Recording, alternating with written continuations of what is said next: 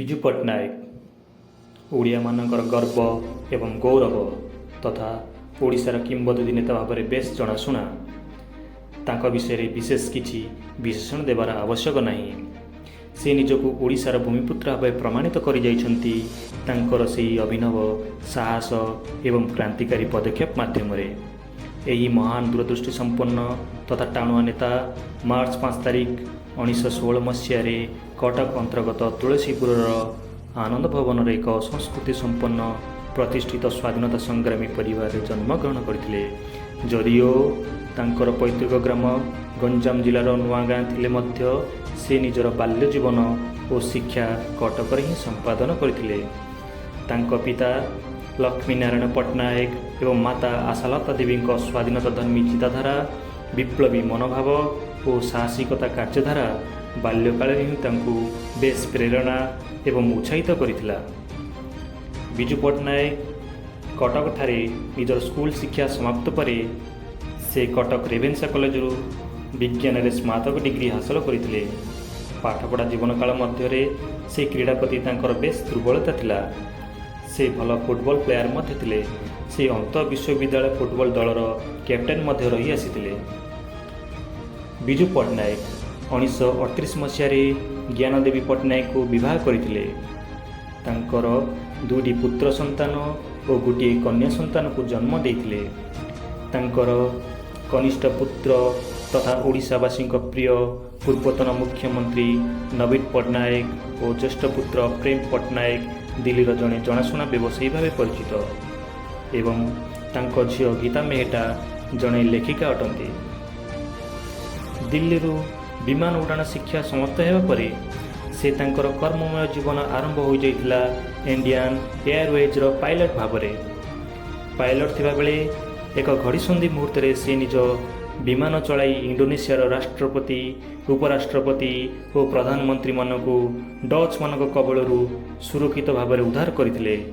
ଏହି ଦୁଃସାହସିକ କାର୍ଯ୍ୟ ପାଇଁ ତାଙ୍କୁ ଇଣ୍ଡୋନେସିଆର ସର୍ବୋଚ୍ଚ ସମ୍ମାନ ଭୂମିପୁତ୍ର ସମ୍ମାନରେ ସମ୍ମାନିତ କରାଯାଇଥିଲା।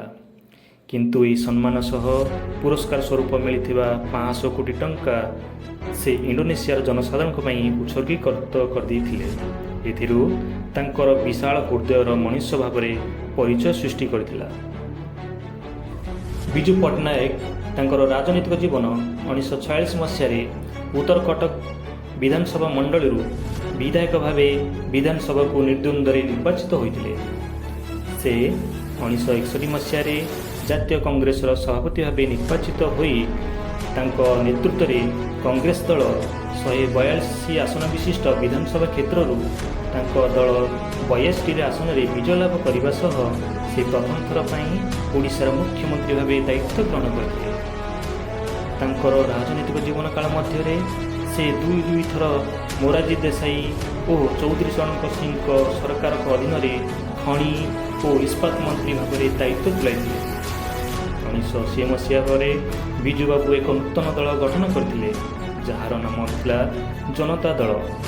1990 ମସିହାରେ ରାଜ୍ୟ ବିଧାନସଭା ନିର୍ବାଚନରେ ଜନତା ଦଳ ଜିତିବା ସହ ବିଜୁବାବୁ ପୁଣି ଓଡ଼ିଶାର ମୁଖ୍ୟମନ୍ତ୍ରୀ ଭାବେ 1995 ପର୍ଯ୍ୟନ୍ତ ନିଜର କାର୍ଯ୍ୟନିର୍ବାହ କରିଥିଲେ। ବିଜୁବାବୁଙ୍କ ରାଜନୈତିକ ଦୃଷ୍ଟିକୋଣ ମୁଖ୍ୟତଃ ସମାଜବାଦ ଏବଂ ସଂଘୀୟ ରାଷ୍ଟ୍ର ଶାସନ ଉପରେ ଦୃଢ଼ୀଭୂତ ଥିଲା। ବିଜୁ ପଟ୍ଟନାୟକଙ୍କ ଶାସନକାଳ ମଧ୍ୟରେ ଓଡ଼ିଶାର ବିକାଶ ହେବା ସହ ଜାତୀୟ ସ୍ତରରେ ବେଶ୍ ସୁନାମ ମଧ୍ୟ ଅର୍ଜନ କରିଥିଲା। ତାଙ୍କ ଶାସନକାଳ ମଧ୍ୟରେ ବିଭିନ୍ନ ପ୍ରତିଷ୍ଠିତ ଅନୁଷ୍ଠାନମାନ ଗଢ଼ି ଉଠିଥିଲା ଯଥା Kalinga tiles, Kalinga tubes, Kalinga iron works ଓ କଳିଙ୍ଗ ଏୟାରଲାଇନ୍ସ ଆଦି ନିଜ ଉଦ୍ୟମରେ ପ୍ରତିଷ୍ଠା କରିଥିଲେ। ସେ ବାଣିଜ୍ୟିକ ଓ କର୍ମସଂସ୍ଥାନ କ୍ଷେତ୍ର ପାଇଁ ପାରାଦୀପ ବନ୍ଦର, ରାଉରକେଲାର ଷ୍ଟିଲ୍ ପ୍ଲାଣ୍ଟର ସମ୍ପ୍ରସାରଣ, ନାଲ୍କୋ ପ୍ରକଳ୍ପ ଏକ ଯୁଗାନ୍ତକାରୀ ପଦକ୍ଷେପ ଥିଲା ଏବଂ ତତ୍ସହ ଶିକ୍ଷା କ୍ଷେତ୍ରରେ ମଧ୍ୟ ବ୍ରହ୍ମପୁରର ବିଶ୍ୱବିଦ୍ୟାଳୟ, ସମ୍ବଲପୁରର ବିଶ୍ୱବିଦ୍ୟାଳୟ ଓ ବୁର୍ଲା ଇଞ୍ଜିନିୟରିଂ ଓ ମେଡ଼ିକାଲ କଲେଜ ଆଦି ଶିକ୍ଷା କ୍ଷେତ୍ର ପାଇଁ ତାଙ୍କର ଦାନ ଅତୁଳନୀୟ ଥିଲା। ଆଜି ମଧ୍ୟ ବିଜୁ ପଟ୍ଟନାୟକଙ୍କ ସ୍ମୃତିରେ ଓଡ଼ିଶା ସରକାର ଅନେକ ଅନୁଷ୍ଠାନକୁ ବିଜୁ ପଟ୍ଟନାୟକଙ୍କ ନାମରେ ନାମିତ କରିଅଛନ୍ତି। भुवनेश्वर थिबा विजु पट्टनायक विमान बंदर से अन्यतम अटे एवं तांको जन्म दिवस को तथा मार्च 5 तारिख को सारा भारत वर्ष रे पंचायत राज दिवस भाव में पालन करा जाउछि।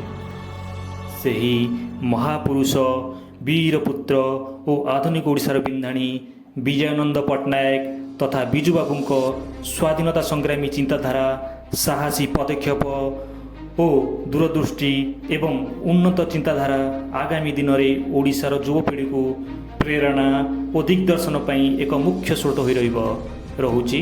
नमस्कार।